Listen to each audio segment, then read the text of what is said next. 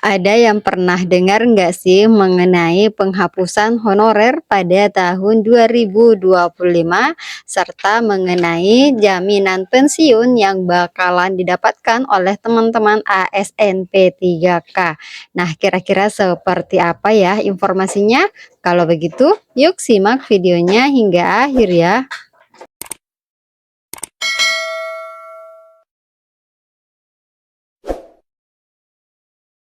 Assalamualaikum warahmatullahi wabarakatuh. Hai teman-teman semua, kembali lagi bersama saya Hidayah di channel Info Dunia ASN. Dan kali ini kita akan membahas ya mengenai honorer yang bakalan dihapus pada tahun 2025.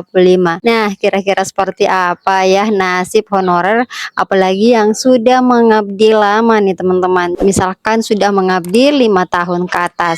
Dan juga pernah dengar nggak sih teman-teman mengenai informasi bahwasanya P3K kedepannya itu akan mendapatkan yang namanya jaminan pensiun.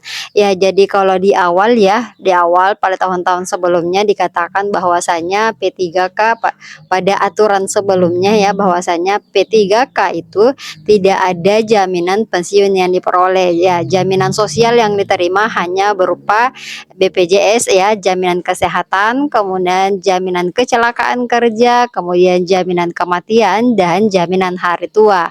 Namun dalam Undang-Undang ASN nomor 20 tahun 2023 tentang aparatur sipil negara dikatakan ya tepatnya ada pada pasal ke-21 mengenai hak dan kewajiban pada ayat ke-6 ya bahwasanya jaminan sosial untuk P3K itu terdiri atas jaminan kesehatan, jaminan kecelakaan kerja, dan jaminan kematian, jaminan pensiun, dan jaminan hari tua.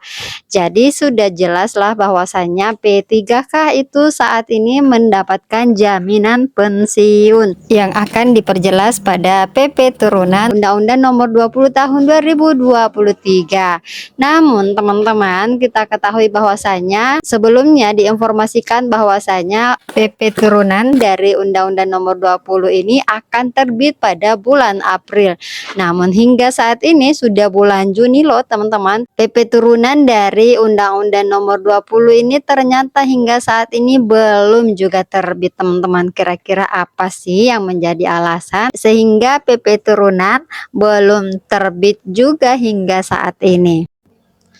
Sebagaimana salah satu informasi kami dari salah satu media online juga teman-teman bahwasanya pemerintah melalui Kemenpan RB masih terus memantapkan RPP manajemen ASN yang nantinya terbit menjadi PP turunan Undang-Undang ASN nomor 20 tahun 2023. Jadi RPP ini rancangan peraturan pemerintah teman-teman ya yang akan ditetapkan menjadi PP. Jadi masih ada beberapa substansi yang perlu ditelaah dengan sangat teliti dan bijak sebelum sah menjadi PP turunan Undang-Undang ASN. Dengan belum terbitnya PP turunan Undang-Undang ASN tersebut, para tenaga honorer khususnya yang belum masuk database BKN tentu masih akan terus menunggu keputusan tentang nasib para honorer atau non ASN ini teman-teman. Ya, jadi untuk sementara informasi yang beredar ya bahwasanya hanya honorer yang masuk database BKN yang bisa mendaftar seleksi P3K 2024. Itu pun belum ada ketetapan pasti ya dan mengikat apakah semua yang masuk database BKN otomatis menjadi P3K tahun 2024. Ya, jadi ini masih menjadi tanda tanya teman-teman ya. Nah, terkait kepastian pengangkatan menjadi P3K dan penentuan nasib honorer non-database BKN, kini menanti terbitnya PP turunan Undang-Undang ASN nomor 20 tahun 2023. Jadi, bukan hanya itu teman-teman, para PNS dan P3K juga semuanya menanti akan seperti apa nantinya aturan baru yang mereka hadapi setelah PP turunan Undang-Undang ASN ini terbit. Pertanyaan yang muncul kemudian nih teman-teman bahwasanya Kenapa ya hingga saat ini PP turunan Undang-Undang ASN ini belum juga terbit hingga sekarang, yang sebelumnya diinformasikan akan terbit bulan April namun hingga Juni ini belum juga terbit. Ya, jadi berdasarkan rilis terbaru Kemenpan RB di laman resminya dikatakan ya bahwasanya pembahasan rancangan peraturan pemerintah terkait dengan manajemen ASN yang menjadi PP turunan Undang-Undang ASN ini masih bergulir teman-teman. Pada pembahasan tersebut, Menpan RB dalam hal ini Bapak Aswar Anas menyampaikan sebuah pernyataan mengapa RPP manajemen ASN ini dibahas dengan sangat hati-hati, karena inilah yang menjadi alasan kenapa RPP manajemen ASN ini belum juga diterbitkan menjadi PP turunan Undang-Undang ASN hingga saat ini.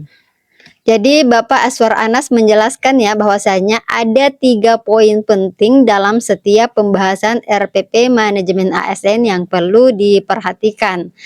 Ketiga poin tersebut adalah: pertama, kecermatan pembahasan; kedua, mengenai penegasan; dan ketiga, pengambilan keputusan pada tiap substansi. Dan hal tersebut sangat penting dilakukan karena setelah PP turunan Undang-Undang ASN ini terbit, nantinya harus benar-benar implementatif dan mengikat. Jadi para tenaga honorer ya atau tenaga non ASN baik yang masuk database BKN ataupun yang belum sudah menemukan kepastian atau sudah menemukan keputusan pasti tentang posisi mereka setelah PP turunan ini terbit. Jadi sebelumnya Bapak Aswar Anas juga menegaskan ya bahwasannya RPP manajemen ASN harus memberikan keadilan bagi semua pihak ya, tidak hanya kepada PNS, P3K, tetapi harus memberikan keadilan juga nih teman-teman, termasuk kepada honorer. Ya, tidak hanya honorer yang sudah mengabdi lama, tetapi intinya adalah honorer teman-teman. Jadi ini yang menjadi perhatian khusus ya, sehingga RPP atau peraturan pemerintah yang menjadi turunan dari Undang-Undang ASN ini bisa membawa kebaikan kepada semua pihak, tidak hanya kepada ASN P3K atau ASN PNS, tetapi juga untuk para honorer. Ya, jadi seperti itu teman-teman, tentu kita menunggu dengan bijak ya bahwasanya PP turunan ini nantinya bisa membawa keadilan untuk semuanya, termasuk kita menunggu nih karena PP turunan dari Undang-Undang ASN ini akan membahas juga tentang jaminan pensiun yang bakalan didapatkan oleh P3K. Seperti apa regulasinya untuk P3K yang sudah berusia 50 tahun, terus jaminan pensiunnya seperti apa. Jadi akan dibahas semua nantinya di PP turunan Undang-Undang ASN. Jadi kita nantikan saja, kita berdoa semoga semuanya membawa kebaikan untuk kita semua teman-teman. Jadi sekiranya cukup untuk informasi kali ini, semoga bermanfaat. Jangan lupa subscribe, like, and share video ini. Terima kasih dan sampai jumpa pada video-video kami berikutnya. Assalamualaikum warahmatullahi wabarakatuh.